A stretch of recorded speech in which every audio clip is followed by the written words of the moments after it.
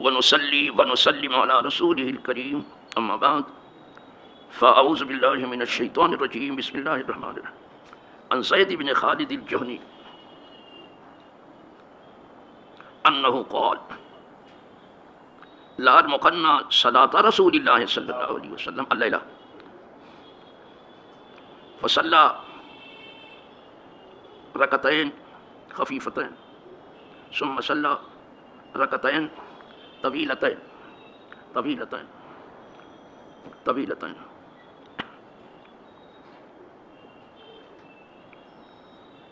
يصلي ركعتين وهما دون اللتين قبلهما ثم صلى ركعتين وهما دون اللتين قبلهما ثم صلى ركعتين وهما دون اللتين قبلهما ثم الوتر فذلك 13 ركعة رواه مسلم ثم صلى ركعتين وهما دون اللتين قبلهما 4 مرات هكذا في صحيح مسلم.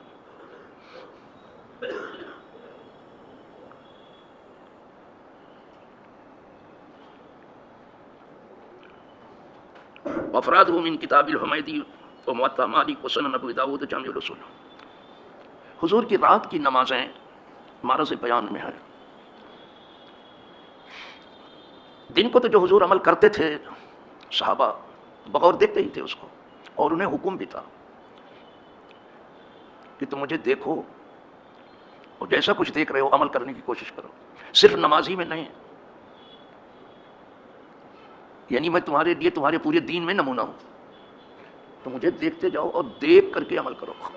نماز میں تو خاص طور سے کہا تھا مجھے دیکھو، جیسا دیکھتے ہو ویسا نماز پڑھو تم، یعنی صلو کما رأیتمونی اصلی، ایسے نماز پڑھو جیسے تم مجھے پڑھتا ہوا دیکھ. جو لوگ سن کر کے حضور کو نماز پڑھ رہے ہیں وہ بھی نماز ہے، لیکن وہ لوگ جو حضور کو دیکھ کے نماز پڑھ رہے تھے وہ نماز کچھ اور ہے. ایسے بھی شنیدہ کئی بود مانند دیدہ، سنی ہوئی بات جو ہے دیکھی ہوئی کہاں ہوتی ہے. وہ دیکھ کے کر رہے تھے، حضور کو دیکھتے تھے کہ حضور کیا کر رہے ہیں.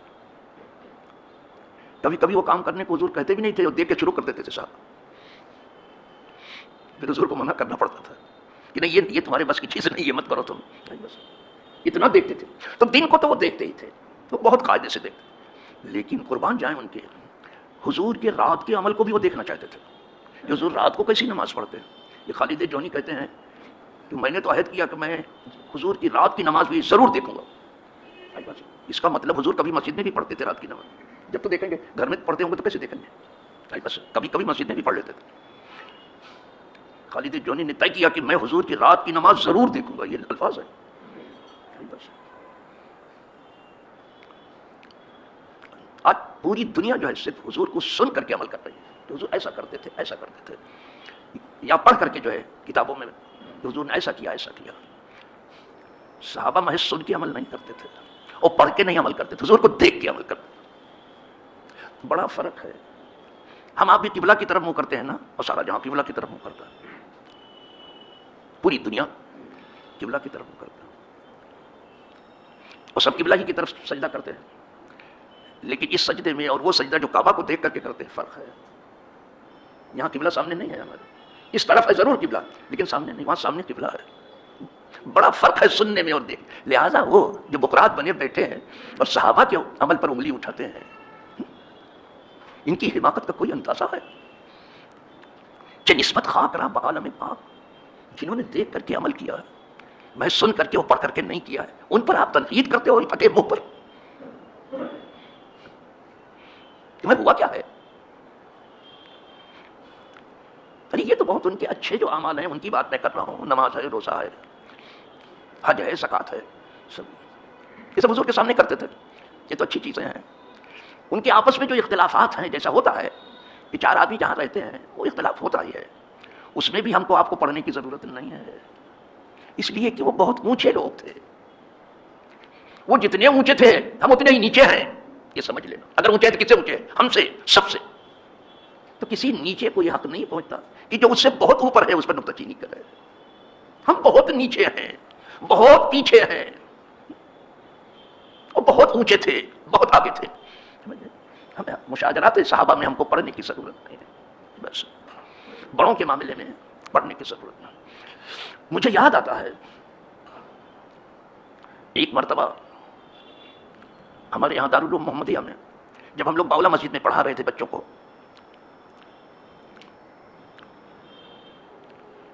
ایک پڑھے لکھے آدمی نے کچھ گفتگو شروع کی اور جو زمانے میں اختلافات ہوتے ہیں اس کی بات انہوں نے شروع کر دی. ہم اسے یہ سب سن رہے تھے. المعاصرت و سبب المنافرت، ہم زمانہ ہونا بھی اختلاف کا ایک سبب ہے. لوگ اختلاف کرتے ہیں، کوئی بات نہیں، کرو کرنے تو. انہوں نے دو بزرگوں کا تذکرہ کیا، ایک تو چوچا کے بزرگ تھے اور ایک جو ہے دارالعلوم اشرفیہ کے بزرگ تھے، ان کا ذکر آیا، یعنی حافظ ملت. تو وہ تھوڑا فرق کرنے جا رہے تھے. یہ دونوں بزرگ ہیں، حافظ ملت بھی بزرگ ہیں اور سرکار کلام بھی بزرگ تھے چوچا کے. تو انہوں نے ایک کو کم دکھانے کی کوشش کی. تو پھر میں نے ان کو ٹوکا. میں نے کہا جب یہ دونوں بزرگ ہیں، آپ کہہ بھی رہے ہیں دونوں بزرگ ہیں، تو کس سے بزرگ ہیں؟ ہم ہی آپ سے نا. اور کس سے بزرگ ہیں؟ یہ سب کے بزرگ ہے، بزرگ سب کا بزرگ ہے. تو ان بزرگوں کے معاملے میں آپ مت پڑھیے. بس ان بزرگوں میں جو کچھ ہے وہ آپس میں سمجھ لیتے ہیں، اس میں آپ نہ پڑھیے. فوراً سید صاحب نے تائید کی کہ آپ صحیح کہہ رہے ہیں، مجھ سے کہا ہم کو اس میں پڑھنے کی ضرورت ہے. بس اسی وقت کہہ دیا. آج میں دیکھتا ہوں یہ زمانے والے صحابہ کے معاملے کو لے کے بیٹھے ہیں. ارے ان کے قدموں سے اڑنے والی خاک کے برابر بھی نہیں ہیں. ان کے بکرات جتنے ہیں، ان کے نقاد جتنے ہیں، ان کے ماہرین فن جتنے ہیں، ان کے جوتے سے اڑنے والی خاک اور دھول کے برابر یہ نہیں ہے. ان کو چاہیے کہ اپنی ہاتھ میں رہے. ایسے بھی وہ قوم اوپر نہیں آ سکتی جو اپنے بزرگوں کو تنقید کرتی ہے. اسی لیے مسل مشہور ہے، آپ نے بھی سنا ہوگا کہ خطائے بزرگاں گرفتن خطاس. بزرگوں کی خطا جو ہے، کمزور آدمی اس کا ذکر کرے یہ بھی خطا ہے. آپ کو حق نہیں پہنچتا کہ ان کی خطا کا ذکر کرو، ان کی خطا بھی الگ ہے. تو بہت اونچے تھے، ہم بہت نیچے ہیں. بہت نیچے والے کو کیا معلوم کہ کیا ہے کیا نہیں ہے، کچھ نہیں. ان کا معاملہ ہو جانا. امیر معاویہ رضی اللہ تعالیٰ عنہ اور مولا علی، ان میں جو کچھ ہوا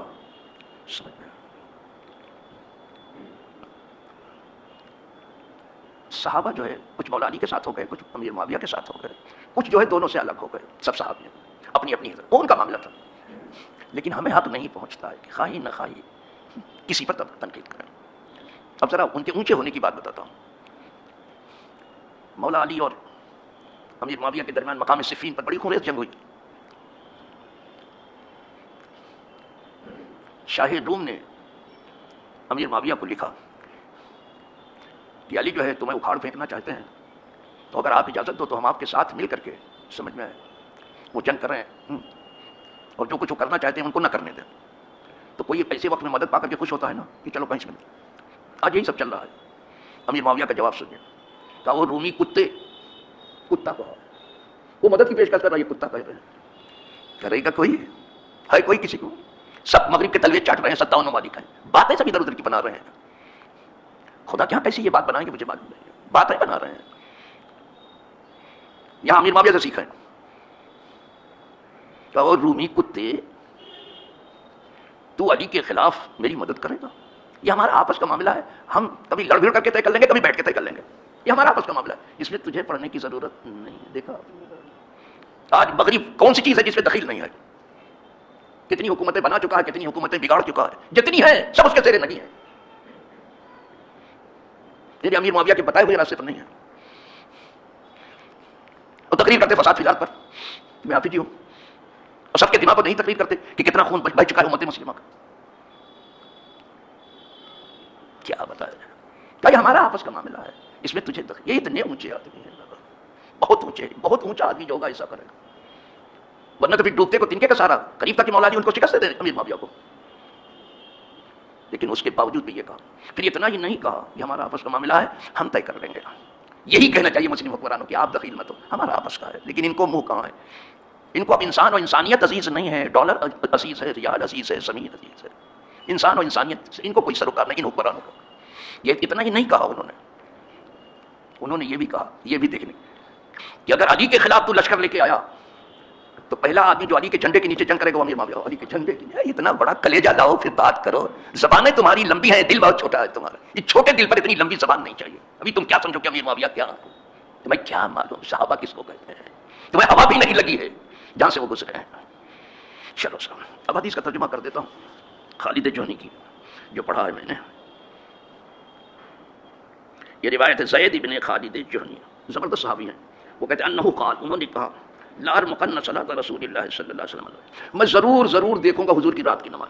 دن کو تو ہم حضور کو دیکھتے ہی, ہر وقت نگاہ حضور ہی کو رہتی ہے, دیکھتے ہی. رات کی نماز ضرور دیکھوں گا, یعنی میں دیکھ کے کروں گا, سن کے کرنے والا نہیں ہوں. بڑا فرق ہے سننے میں اور دیکھنے میں, زمین آسمان کا فرق. سنی تھا کئی بہت مانی, سنی ہوئی بات دیکھی ہوئی جیسی کہاں ہوتی ہے. ہاں ضرور دیکھوں. لگے تھے کہ کسی دن تو حضور مسجد میں رات کی نماز پڑھیں گے, آئے حضور رات کی نماز پڑھ رہے تھے, دیکھنا شروع کر دیا. ہاں ضرور دیکھوں گا میں. اچھی بات ہے.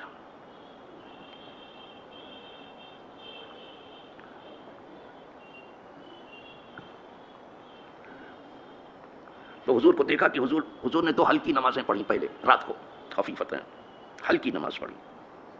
ثم صلی رکعتین طویلتین, پھر 2 رکعت پڑھی لمبی, وہ بہت لمبی. پہلے ہلکی پڑھی, اس کے بعد 2 رکعت بہت لمبی پڑھی. یعنی شروع کرتے تھے آہستہ سے, پھر اس کے بعد پھر خوب ڈوب جاتے تھے اس میں. اور یہی ہوتا بھی ہے. اب گاڑی میں بیٹھتے پہلے تھوڑے جو ہے ٹاپ گیئر میں ڈالتے ہو, پہلے فرسٹ گیئر, سیکنڈ گیئر, پھر تھرڈ گیئر, پھر جا کر کے ٹاپ میں جاتا ہے. کوئی ٹاپ میں پہلے, یہاں بھی ہے دھیرے سے شروع کرو, پھر تیز ہو جاؤ, پھر اسپیڈ لے لو. اس کے بعد پھر بہت لمبی 2 رکعت حضور نے نماز پڑھی. اب یہ دیکھ کے بیان کرتے ہیں. ثم صلی رکعتین, اس کے بعد پھر حضور نے 2 رکعت پڑھی. وہ ہما دون اللتین قبلہما, اس سے پہلے جو 2 پڑھی تھی اس سے کم تھی. ثم صلی رکعتین, پھر اس کے بعد 2 رکعت پھر پڑھی, اور یہ ان دونوں سے بھی کم تھی, یعنی بیچ والی بہت آگے تھی, بہت لمبی تھی.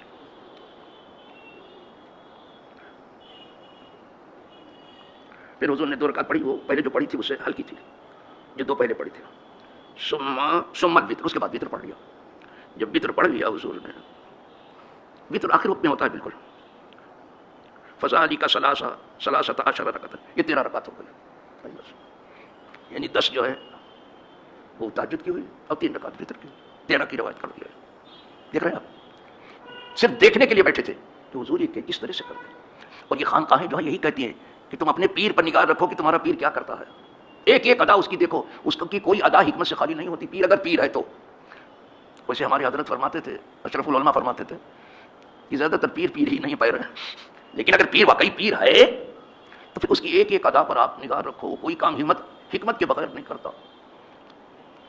اور طبیعتیں دوسری طبیعت سے لیتی رہتی ہیں چیز کو, طبیعتیں ایک دوسرے سے لیتی رہتی ہیں کسی کو دیکھ کر کے. خانقاہوں میں یہی سب پتا کہ تم یہاں دیکھتے رہو, درسگاہوں میں ہے کہ تم سنتے رہو, خانقاہوں میں ہے کہ تم دیکھتے رہو. خانقاہ اسی لیے. اچھا صاحب 13 رکعت ہو گئی, یہ 13 رکعت ہو گئی. اس کو کس نے روایت کیا؟ اس کو مسلم نے روایت کیا. کہتے ہیں ان کا کہنا ثم صلی رکعتین ہما دون اللتین قبلہما, یہ جو کچھ تھے انہوں نے سے کتاب حمیدی کے الفاظ کے طور پر لیا, اور موطا ابن مالک سے اور کتابوں میں بھی جو الفاظ آئے ہیں وہی انہوں نے وہی افراد اور الفاظ استعمال کیے یہاں. سمجھ اور کتابوں حدیث کی کتابوں میں یہ آیا ہے جو بتا رہے ہیں. اصلی چیز ہے دیکھنا. تو میں آپ کو بھی مشورہ دوں گا کہ جب کوئی اللہ والا کہیں بھی دکھائی دے تو اس کی نقل و حرکت ذرا دیکھتے رہنا. سن کے تو آپ بہت سی چیز لے رہے ہو, لیکن کچھ چیزیں دیکھ کے بھی لو, وہ بڑا فرق ہوتا ہے دیکھ کے لینے میں اور سن کر کے لینے. میں سمجھتا ہوں چونکہ بڑی حدیث تھی لہٰذا اس کو یہیں پر رہنے دیجیے. اب کچھ حدیثیں ہیں 2-3 ہیں جس سے فصل اول ختم ہو جائے گی. میں اس کو دھیرے لے کے چل رہا ہوں تاکہ آپ سمجھ لیں. آج اسی پہ اکتفا فرمائیے, اور جو کچھ کہا گیا ہے اس کو بعد میں دہراتے رہیے, گھر میں دہرائیے, دوسروں سے دہرائیے, دوسروں تک پہنچانے کی کوشش کریں. وآخر دعوانا ان الحمد للہ.